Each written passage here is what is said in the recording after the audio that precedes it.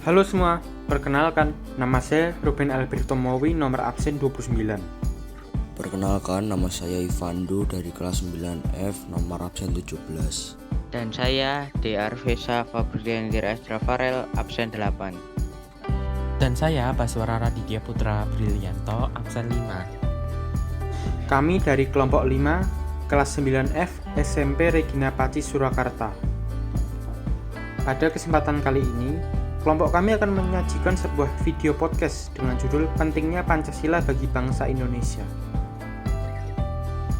Dan tema yang akan kami bawakan kali ini adalah pendidikan bermutu. Indonesia memberikan kebebasan rakyatnya untuk memeluk agama.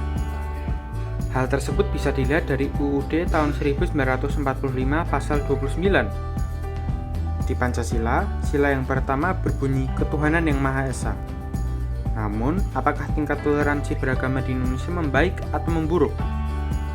Hal itu selalu kita pertanyakan karena Indonesia sudah mengalami banyak kasus intoleransi beragama di masa lalu. Contohnya yang terjadi di Poso, Ambon di tahun 1999. Ternyata, ada juga kabar baik mengenai toleransi di Indonesia. Data menunjukkan toleransi beragama di Indonesia meningkat. Skor indeks kerukunan umat beragama dari tahun ke tahun juga berubah. Pada tahun 2017 sebanyak 72,27, di 2018 menjadi 70,9, di 2019 sebesar 73,83, di tahun 2020 sejumlah 67,46, dan di tahun 2021 meningkat menjadi 72,39. Jadi, bisa dilihat jika toleransi beragama di Indonesia semakin meningkat. Data-data ini bisa kita dapatkan dari Indeks Kerukunan Umat Beragama. Yang membuat hal ini menarik adalah setiap provinsi memiliki skor yang berbeda. Provinsi yang mendapatkan skor terendah adalah Aceh, dengan skor 63,6, dan provinsi yang mendapatkan skor tertinggi adalah Nusa Tenggara Timur, dengan skor 84,2. Berdasarkan data yang ada, maka penerapan Pancasila sangat berpengaruh bagi pembentukan karakter dan tingkah laku dari masyarakat, khususnya generasi muda. Namun, seiring berjalannya waktu, nilai-nilai Pancasila justru banyak ditinggalkan, bahkan dilupakan karena adanya pengaruh-pengaruh dari luar yang membuat nilai-nilai Pancasila mulai ditinggalkan dan tergantikan.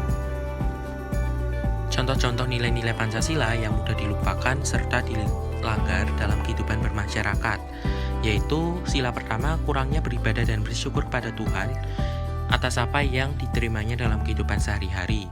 Sila kedua, terjadi pelanggaran HAM karena kurang dalam menghormati hak serta kewajiban yang dimiliki masing-masing anggota masyarakat. Sila ketiga, minimnya bertoleransi antar umat beragama. Sila keempat, selalu mengutamakan kepentingan sendiri di dalam golongan dalam mengambil keputusan. Serta sila kelima, selalu membeda-bedakan terhadap sesama anggota masyarakat. Jika kita lihat dari segi warga gereja yang tinggal di negara Indonesia, harus semakin dewasa dalam memaknai nilai-nilai Pancasila. Jangan hanya dihafal saja, namun harus diimplementasikan dalam kehidupan berbangsa dan bernegara. Menjadi orang Kristen yang tinggal di negara ini harus semakin dewasa dan semakin bertumbuh dalam iman, karena jangan kita menghafal dan mengakui Pancasila saja, namun yang paling penting nilainya yang kita harus terapkan. Jangan cuma diungkapkan saja atau slogan belaka. Peran gereja Katolik dalam masyarakat pluralis. Dengan terang iman kita sadar bahwa Roh Kudus hadir dan berkarya di luar gereja Katolik. Sudah sejak awal peredaran GS26 mengungkapkan Roh Allah yang dengan penyelenggaraannya yang mengagumkan, mengarah peredaran zaman dan memperbarui muka bumi, hadir di tengah perkembangan itu.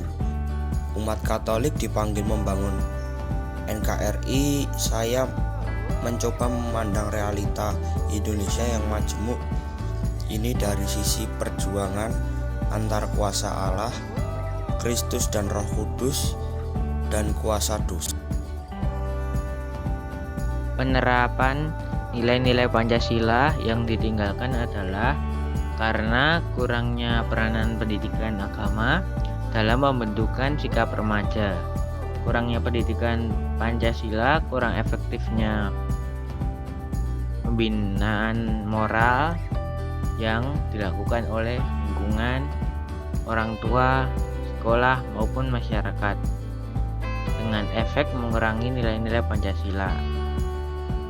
Kurang dan faktor internal, kurangnya kontrol dan kurangnya panutan dalam masyarakat, kurangnya pendidikan agama, dan banyaknya pelecehan seksual yang dialami siswi, kurangnya sikap sopan santun terhadap guru dan orang tua dengan contoh melawan guru dan orang tua tidak mendengarkan ucapan guru, orang tua, dan lain sebagainya.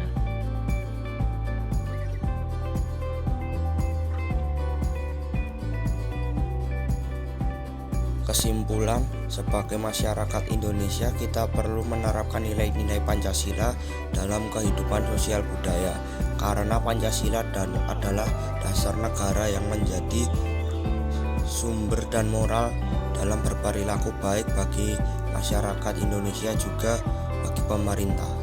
Hal ini bertujuan agar tercipta suasana yang tenang, sejahtera, damai, dan aman. Terima kasih telah menyimak video podcast kami. Jangan lupa like, comment, and subscribe.